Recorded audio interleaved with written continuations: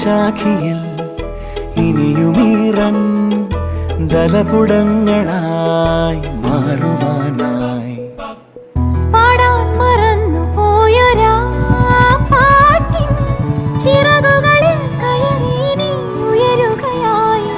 മോഹിച്ചും ലാളിച്ചും നീ മണ്ണിൻ പൂമഞ്ചത്തിൽ ആവോളം പൂങ്കാറ്റെ ചാടി ഉറങ്ങും.